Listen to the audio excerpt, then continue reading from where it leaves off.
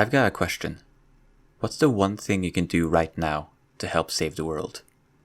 This will sound hokey, but I think the answer is be friendly.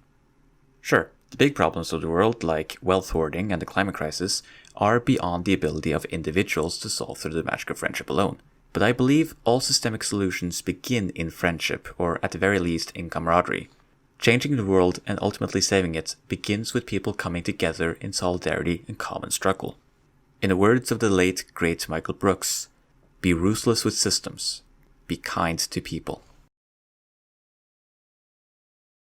With that out of the way, let's talk about Planet of the Humans, the most controversial and contentious documentary of 2020. How Planet of the Humans could have been good, cause it has good things to say. How Planet of the Humans could have been good, cause it has good things to say. Welcome to what I plan to be a multi-video series on Planet of the Humans. But before we get started, let's get all the people who haven't heard of Planet of the Humans, likely all the non-environmentalists out there, up to speed. Allow me to set the scene. 'Twas the night before Earth Day, which happened to be the 50th one ever. Big year. Which happened to be during a pandemic. And during a lockdown where millions and millions of people were stuck indoors with little to pass the time, and by mid to late April people had begun to exhaust what there was on Netflix. Then, filmmakers Michael Moore, Jeff Gibbs, and Ozzie Osbourne released Planet of the Humans on YouTube. And it blew the lid off everything. The renewable energy scam, the environmentalist hypocrisy, and the harsh, brutal reality of just how f***ed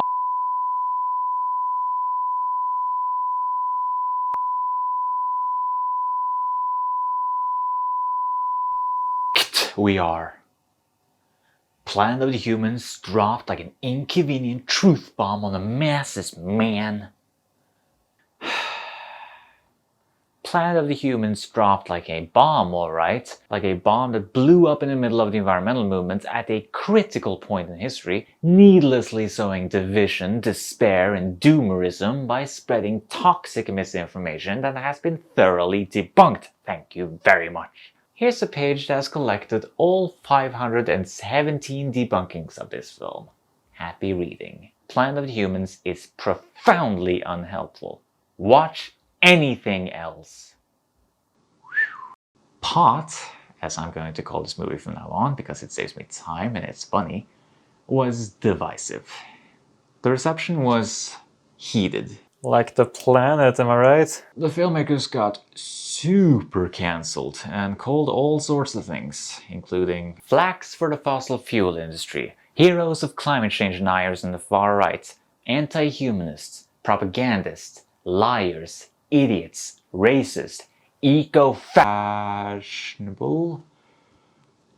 Foreshadowing. However, all of that didn't prevent the movie from amassing millions of views within days of release. If anything, the Streisand effect helped it out, along with the unique historical circumstances, as well as the forever mysterious ways of the YouTube algorithm. As of 6 months later, the film has more than 10 million views. You might wonder, where did I, as an environmentalist, fall in this contentious culture war? If only you could find out by looking at the title of the video. Yeah, I must admit, it's kind of tempting to go all out against the filmmakers like, Michael Moore, you piece of baseball cap wearing,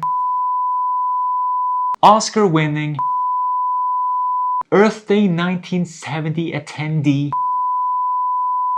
doo-doo head. Jeff Gibbs, you son of a rubber duckies, ingrown toenail, Earth Day 1970 attendee, 404 insult not found. Executive producer on Fahrenheit 9/11 and Bowling for Columbine, doo-doo head. Ozzie Osbourne, Prince of Darkness. You're cool. That was cathartic, but not very constructive. So, filmmakers, on the off chance any of you stumble upon this super obscure YouTube video, Moore, Gibbs, Osbourne, I come in good faith. I'm not part of the eco-industrial complex. I haven't received a dime from the Rasmussen Fund. I'm not out to get ya. I just wish your movie was better. And I believe the environmental movement needs to have space for constructive, good faith critique. I'm sure you'd agree. However, I do reserve the right to take the piss out of the movie because I think this rabbit hole gets weird sometimes, but it's all in good fun. Also, in the interest of fun and saving the time it takes to say the filmmakers or more Gibbs and Osbourne, can I call you Mibsborn? Cool? Cool. So let's stop talking about the drama and talk about the film itself. Finally, how long did this take? Pot is a climate documentary. No, wait, that's not completely accurate. It doesn't really talk that much about climate change. Mibsborn calls it an eco-documentary, and that's better, although I think Anthropocene documentary is most accurate, but we're splitting hairs. Pot is, broadly speaking, a film about humanity's relationship to the planet, hence the title. It claims that 1. Renewables alone won't save us and come with their own environmental and technical downsides. 2. Parts of the environmental movement has been caught up in techno-optimism and co-opted by corporate interests, which renders their advocacy for said renewables somewhat problematic, I guess.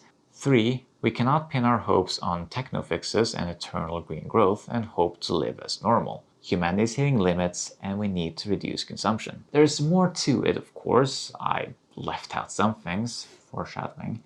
And I toned down the film's contempt for renewables. One of the most dangerous things right now is the illusion that alternative technologies like wind and solar are somehow different from fossil fuels. Ozzy, I disagree, but you look great for your age. Rock on.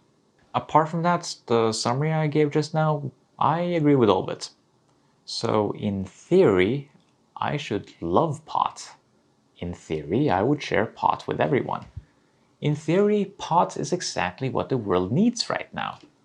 In theory, I should be thrilled that pot reached more than 10 million people in 6 months.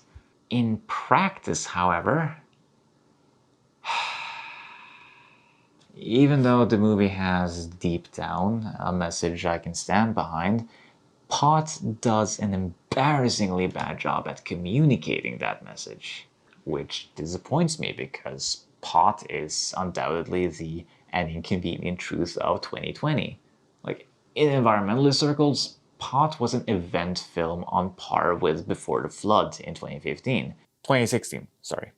Also, maybe not on par, judging strictly by how many people have seen it, but still. And, you know, these widely seen, widely discussed, potentially agenda-setting environmental documentaries just simply don't come about very often. And I think we were at an ideal point in history for something like pot. And Mibsborn blew it! They had something good to say, but didn't say it very well. Pot is a confusing, vague, frustrating mess of a movie. And I think the discourse around it is evidence of exactly that. Let's talk about fact-checking. Yes, sorry, we're talking about the drama again.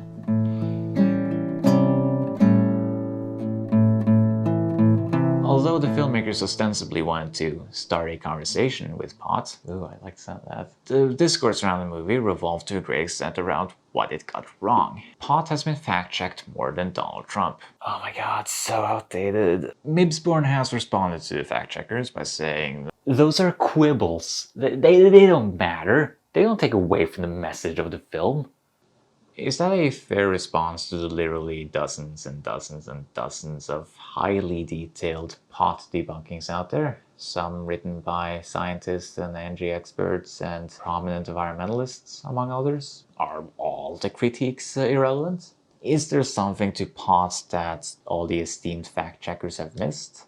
I don't know, but I've spent quite some time fact-checking pot myself, for a few reasons. First, it's kind of fun, and I have nothing better to do while waiting for the sea levels to rise so I can finally say I told you so. 2. I substantially agree with pot, but please don't put it on a blurb. No, For all its many, many faults and mistakes, there is a kernel of truth to most of Pot, I think. So I'm genuinely curious to know where it's coming from. I might learn something. Mibsborn, you're John Stuart Mill's argument for free speech incarnate.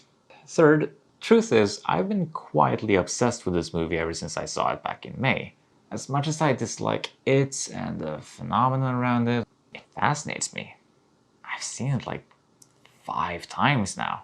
I am the only true fan of Planet of the Humans. But most of all, I want to be fair and assume nothing and try to understand the movie before commenting on it. But neither the film nor the filmmakers are making that easy for me. And don't say I didn't try. I read almost the whole fact-check Bible on the movie's website. I say almost because I dare anyone read all of it. The variables included in the models are in natural logarithms and first differences of logarithms. Their coefficients are elasticities, long run, and semi-elasticities, short run. Moreover, the elasticities are computed from the estimated models by dividing the coefficient of the variables by the coefficient of the ECM, both lagged once, and then multiplying by -1. As a consequence of using the 3 approaches jointly, extra attention is needed to check for the possible presence of both collinearity and multicollinearity. However, after inspecting the correlation matrix and the variance inflation vector with statistics, any risk of collinearity or multicollinearity have been set aside because the low values in the correlation matrix and with statistics.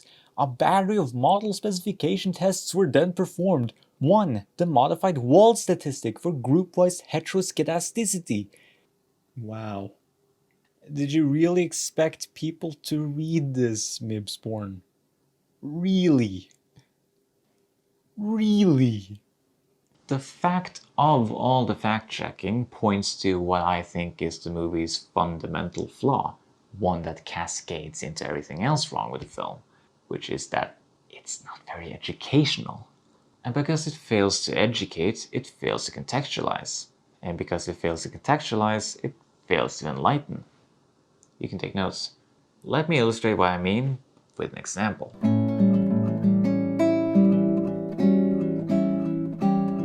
The presentation of the solar array in Lansing, Michigan. The guy says that these solar panels are just under 8% efficient. Question to the audience. What does that mean? I think a lot of people assume they understand what this means because we use the word efficiency all the time. And we of course understand what that means. So we're like, well, yeah, 8% efficiency. Are you kidding me? But a lot of people get this wrong, including Michael Moore on XR's live stream shortly after the release of the film. And it's a pity that the film never takes the time to explain this basic concept. As you see, it fails to educate. Luckily, I'm here. The efficiency of a solar panel refers to how much of the energy in the sunlight that hits the panel gets converted into electricity, in this case, 8%. You might still think, well, that's far from 100%, isn't it? Which is true, but you wouldn't get anywhere near 100% anyhow, due to, physics. The theoretical maximum efficiency of a specific kind of solar cell, which is what solar panels are made of, is 86%. But taking into account that the sun is far away, it drops to 68%. But only lab geeks would ever tinker with that stuff. This is the danger of trying to make a video about something you don't know that much about, because I'm not sure if even lab geeks would have access to an infinite number of cells. At least I'm admitting to my ignorance. Here's a completely unrelated picture of salt. The theoretical maximum efficiency of the kinds of solar panels we actually use is 34%, although again, due to physics, 25% seems more realistic. So you could say that these 8% efficient panels are a fifth to a third as good as they're ever gonna be, although never say ever. Scientists are working tirelessly on new designs with other materials that might yield higher efficiencies. Potts never talks about any of this. It fails to educate on solar efficiency, and so it fails to contextualize. And I, not knowing any better, am left wondering, 8% is that good? Is that bad? I honestly don't know. It fails to enlighten. To learn more about how solar panels work and how the development of them is going from people who actually know what they're talking about, I recommend these videos. Moving on. Then he talks about the more efficient panels that NASA uses on Mars, but they can't afford those at $1 million a square inch. Duh. Of course NASA has super efficient but expensive solar panels. They're NASA. They're in space. Plenty of sun there, it's worth it. That way they don't have to drag around barrels of oil everywhere. But it's peculiar that Potts brings up this piece of party trivia, but fails to disclose what these panels cost. These right here on this planet. You know, the planet of the humans. Apparently the price of the panels on Mars is more interesting to Pot than the price of the panels on Earth. The movie only mentions the extreme end of the cost of solar, which creates an anchoring effect with the viewer, where if you ask people what this solar park in Michigan costs, then in fact, let's do some science here. Make a guess and write in the comments. Like, seriously, I'm curious to know. What do you think this whole solar park costs? Okay?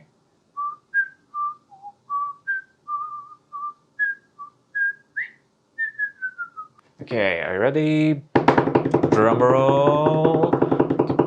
This whole solar array in Lansing, Michigan, with all its 432 panels, cost $600,000. I honestly don't know if that's expensive or not, but it's far from $1 million a square inch. Fails to educate, fails to contextualize, yada yada. Okay, moving on to land use. The guy says that if you were to power the whole city with solar panels, you would need an array that was 3 by 5 miles long. That's roughly 5 by 8 kilometers. I get that Pot is trying to convey that solar simply takes up too much space. But when you talk about sizes like that, I like to have something to compare that with. Like, it helps the education along, yeah? So here, Lansing itself is 59 square miles, or 95 square kilometers, so the solar array needed, presumably with these 8% efficient panels, would cover roughly 15% of the area of the city, if my math is correct. That's a big if, by the way. Now we got some context. And sure, 15% is a lot, but if you have double or triple the solar efficiency, you need 2 or 3 times less land, assuming no growth in consumption.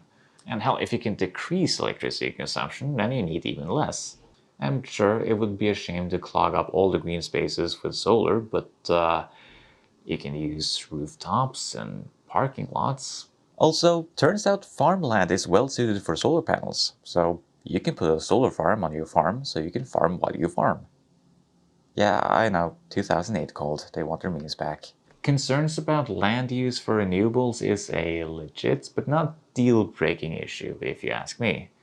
At least this scene doesn't convince me otherwise. Now, the big revelation of this scene. How many homes do these panels generate electricity to? And the answer is disappointing, admittedly. The peak requirements of about 50 homes and the annual energy use of about 10. It's a start, I guess. I didn't know what to expect. However, the concerns over efficiency and expense and expanse haven't deterred Lansing at all from investing in even more solar power in the decade that has passed since this footage was shot. So these panels can't be a complete failure, right? Oh yeah, I almost forgot. This footage is from 2010. The panels themselves are from 2008. So Osbourne released a documentary about renewable energy in 2020 featuring technology from back when Bush Jr. was president. And the movie never makes that super obvious. It fails to educate on that part. And you know the rest.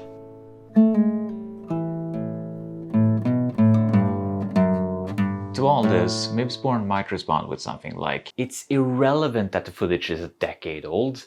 It's not outdated, the panels are still there.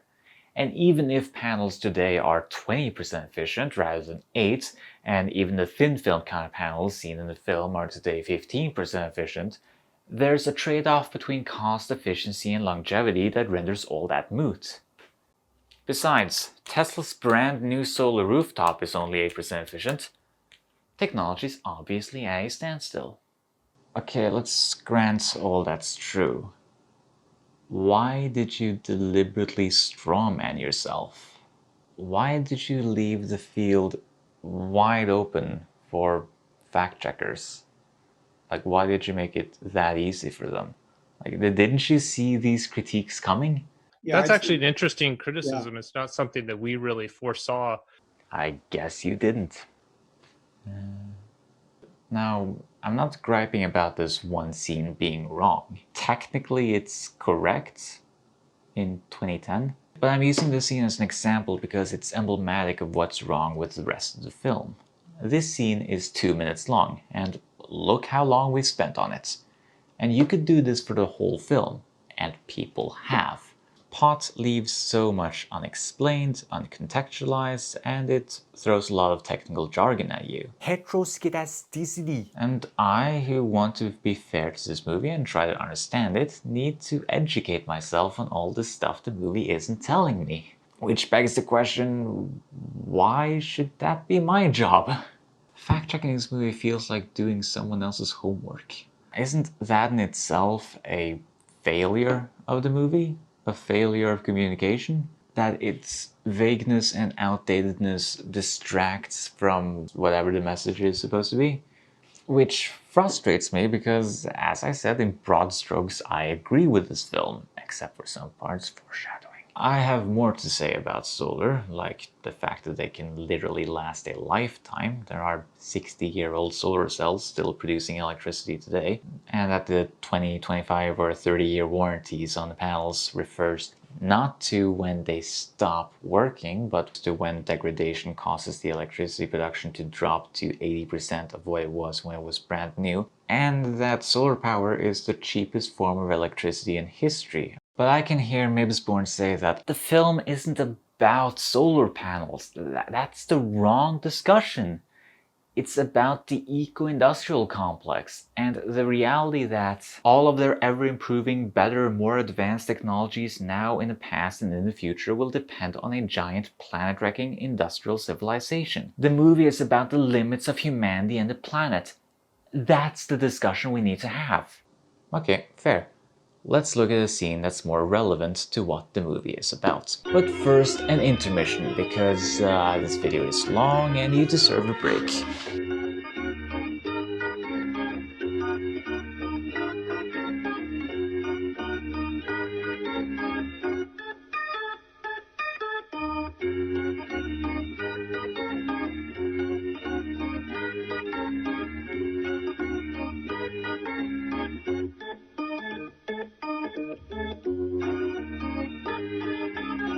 Pot's biggest gripe with renewables isn't that they're inadequate, but that they're too dirty and too dependent on fossil fuels. The following scene contains the boldest claim to that effect.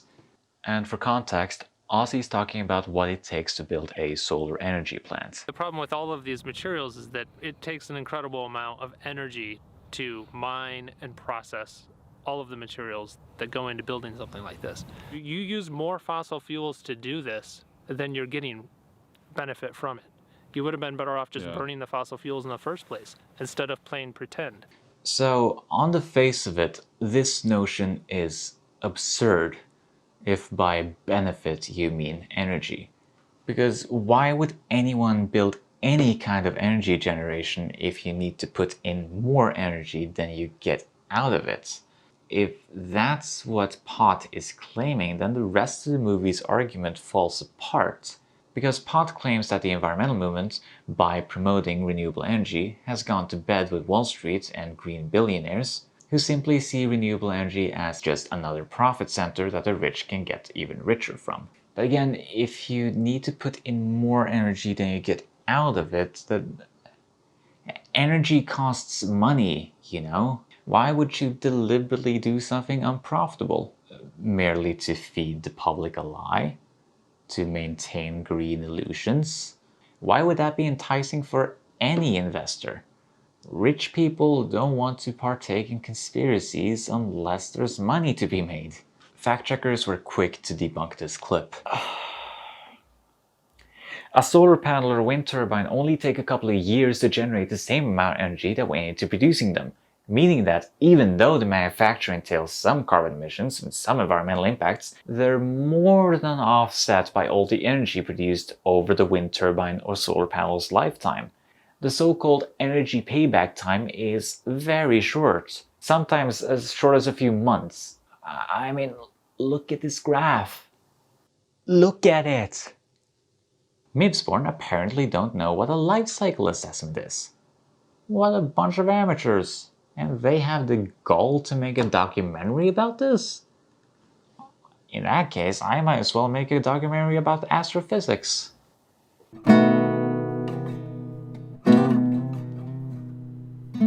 However, I said I would be fair and assume nothing, so I'm giving Mibsborn the benefit of the doubt. What do you know that I don't? What can I learn? What should you have put in the movie in the first place? Quick, to the fact check Bible. Holy citation needed, Batman. These two sentences have no less than 1, 2, 3, 4, 5, 6, 7, 8, 9, 10, 11. No, wait, one of them was a duplicate. 10 links. 10 links for 2 sentences. Are these 2 sentences so deep and complex that they need 10 sources? Let's find out. Furthermore, the results of the Driscoll and Cray estimator were compared to the results of the FE and RE estimators as a benchmark, controlling for the presence of heteroscedasticity, contemporaneous correlation and autocorrelation, and this has corroborated the efficiency of the Driscoll and Cray coefficient estimations. I won't go through all 10 in detail, but here's a summary of relevant points. The manufacture of renewable energy technologies emit carbon and require non-renewable materials. Nobody but the uninformed would dispute that. Like, yeah, of course, solar panels and wind turbines aren't crapped out by green pixies in the forest fed on organic fair trade granola. But that point doesn't prove the claim in question. The renewable energy transition can more accurately be called an addition, which, reading the paper, seems to be true globally. Rising energy demand has outstripped the rollout of renewables so far. But how does that back up Ozzie's specific claim? We can't keep growing energy demands. That kind of follows from the previous points, and I agree, but still doesn't support the Prince of Darkness. But I think we can synthesize these points into an argument. Imagine all of our fossil fuel consumption as a big wave. And since renewables need fossil fuels for their manufacture, they add to that wave while only creating a small wave of its own on top. And since the fossil fuel wave is growing, i.e. energy demand is rising faster than renewables can keep up with, then it's pointless to make renewable energy. They're only adding to all the fossil fuels we already use, and so you might as well burn the fossil fuels in the first place instead of playing pretend. But you still get more energy from a solar panel or a wind turbine over their lifetime than you put into it during production. That's what the life cycle assessments showed earlier. We're back to the start. Sure, on our way to a fossil-free economy, we will use fossil fuels, unfortunately. But it doesn't follow from that renewables are pointless or that they're dirty. But let's keep looking. The very concept of renewable energy is vague and paradoxical because of the non-renewable materials involved. I can dig any paper that starts with a Wittgenstein quote. The limits of my language mean the limits of my world. And yeah, maybe we need better terminology, but why use that as a source here? Retail electricity prices are going up despite solar and wind power getting cheaper and cheaper. For complex reasons that kind of go over my head, to be honest, but I don't see the relevance. I don't see the relevance here.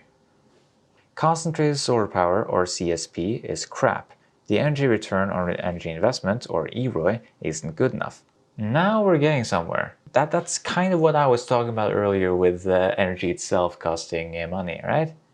And the scene is from a CSP plant in Ivanpah. Maybe Ozzie's talking specifically about this kind of solar power, despite his sweeping generalization about renewables earlier. One of the most dangerous things right now is the illusion that alternative technologies like wind and solar are somehow different from fossil fuels. Not exactly a headbanger, Ozzie.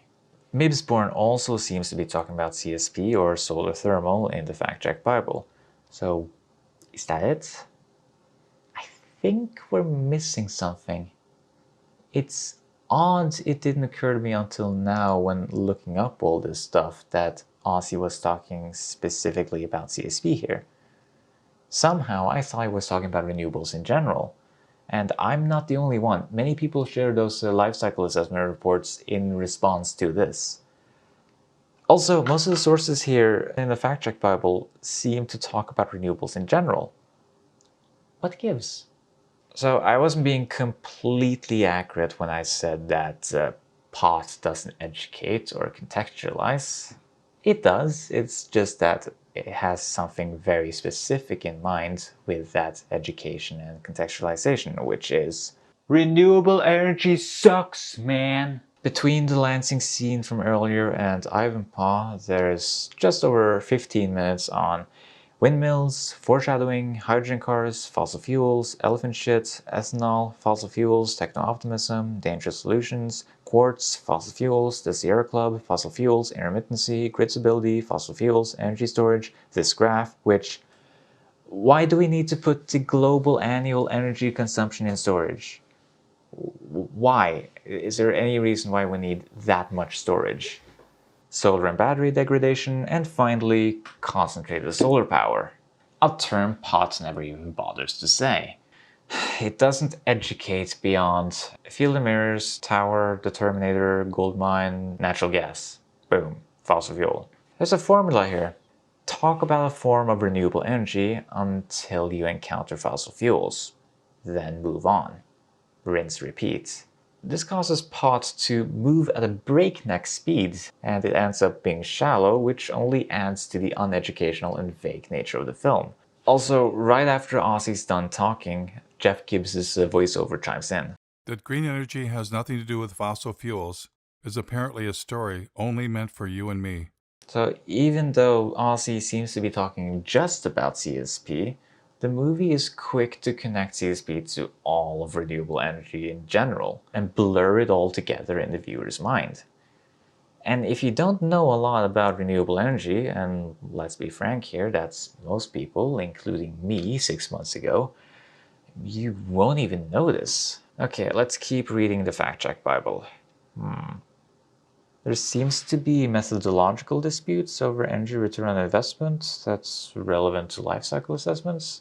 I need to look closer at EROI. And what luck, the Wikipedia article has an unusually conversational tone. Researchers disagree on how to determine energy input accurately and therefore arrive at different numbers for the same source of energy. How deep should the probing in the supply chain of the tools being used to generate energy go?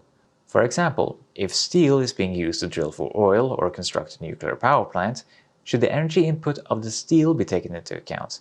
Should the energy put into building the factory being used to construct the steel be taken into account and amortized? Should the energy input of the roads which are used to ferry the goods be taken into account? What about the energy used to cook the steelworkers' breakfasts? These are complex questions evading simple answers. So is this what Osbourne is getting at? The whole thing is built using fossil fuel infrastructure, from the concrete to the steel to the mirrors to the backing on the mirrors. It's a bit galaxy-brained and a bit, this meme. And not too different from the wave metaphor earlier. Are we getting anywhere? Wait, what's this link?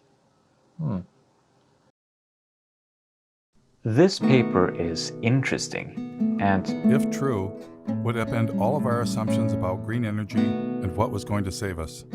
So it's worth it to go into some detail, despite this video being long enough as it is already. Please, please, please bear with me. The paper asks what will happen if we try to get to 100% renewable energy by 2060 in a green growth scenario, the growth in question being economic. But before that, it talks about EROI, and how unprofessional of me, I didn't explain what that was earlier. For shame, I'm not being educational either. Anywho, EROI stands for Energy Return on Energy Investment. Just like how you need to spend money to make money, you need to use energy to get energy. EROI is the ratio of how much energy you get out for the energy you put in. For instance, an EROI of 12 to 1 means you get 12 times more energy than you put in. Thus, you get this equation: energy returned divided by energy invested. But as we saw earlier from Wikipedia, figuring out EROI isn't straightforward. What to include as energy invested? The paper explains different ways of measuring it. Standard EROI includes everything up to the point where the energy leaves the energy plant. Point of use EROI goes one step further to include everything up until the energy is actually put to use in society. Extended EROI includes everything, it seems. The paper devises its own methodology, which takes into account that the EROI of a given energy source, or of society in general, can change. It can go up or down. For instance, the EROI of oil has dropped because we've already depleted the most easily exploitable reserves. You might have heard of the concept of peak oil. Pot talks about it for about 2.5 seconds. So, returning to the question, what would happen in a fast transition to renewables in a green growth scenario? Well, because renewable energy isn't as dense as energy from fossil fuels, and because of the need for storage, overcapacity, and overgrids to deal with intermittency, and because renewables require a lot of minerals and thus mining, the EROI of the global energy system would drop to dangerously low levels, 3 to 1. That's so low we risk collapse. Now, it's important not to throw the baby out with the bathwater here. The problem isn't renewable energy. It's vital that we get to 100% renewables ASAP. The problem is the green growth narrative. I must admit, the article goes a bit over my head, but another argument against capitalism. Okay, the paper is interesting and the closest one to back up Ozzie's claim. So it's a bit odd that they're kind of hiding it. It's very unassuming. They're at the bottom through a hyperlink. It's not given its own row like the other sources. It's delegated to the notes. There's not much attention being drawn to that. Anyway, is the godfather of metal actually making a sophisticated argument on the diminishing EROI across all of society in a rapid transition to renewables by 2060 in a green growth scenario, which might lead to societal collapse? The scene itself doesn't sound like that. And wait, this footage is from 2015. The paper is from 2019, so Ozzie can't possibly have had this paper in mind when he said that. Okay, and also I looked up EROI in Ozzie's book, Green Illusions. No, nothing. That doesn't talk about EROI. I'm done. The Lansing scene was 2 minutes, and this was 2 sentences, and I'm still not completely sure what Osbourne is talking about.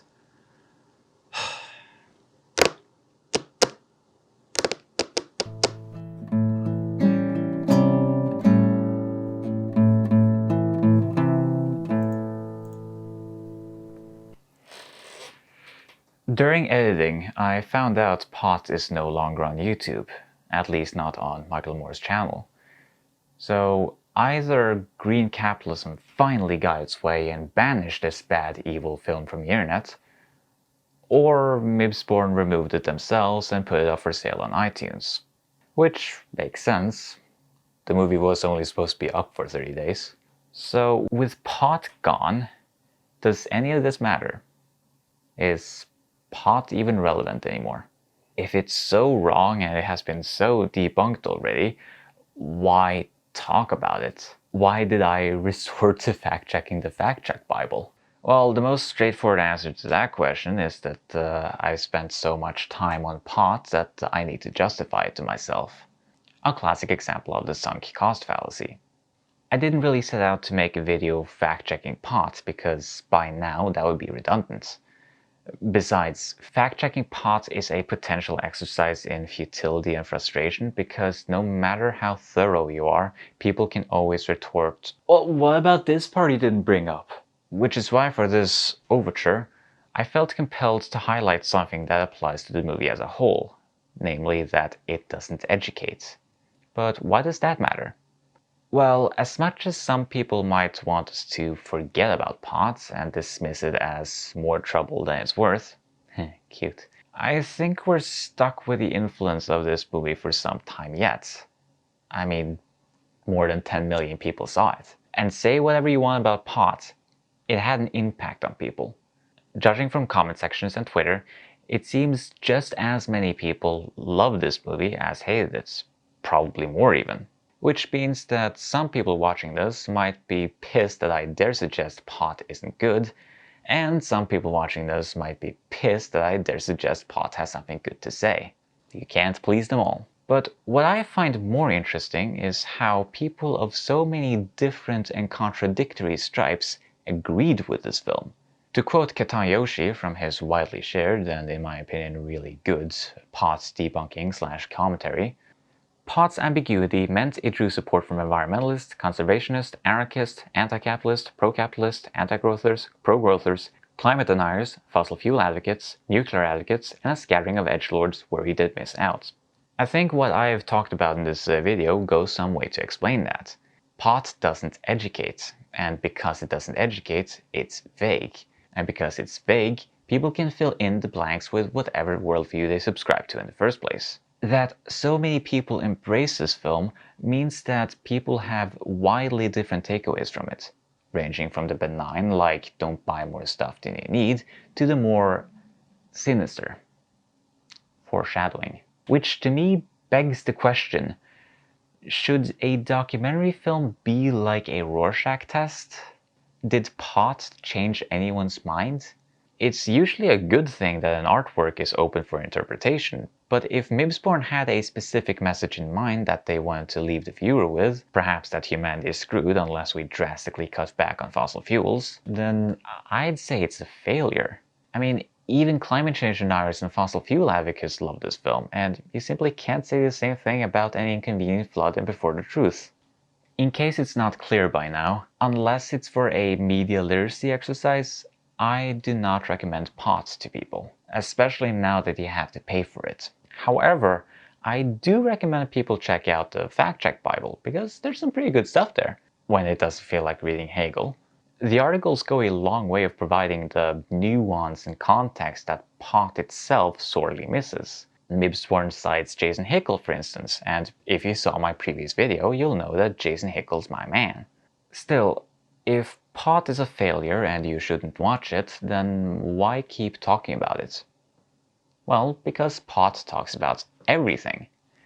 And while that's frustrating, because pot leaves out at least half the story about pretty much everything it talks about, it also means that there are far more interesting things to discuss regarding this movie than solar panel efficiencies.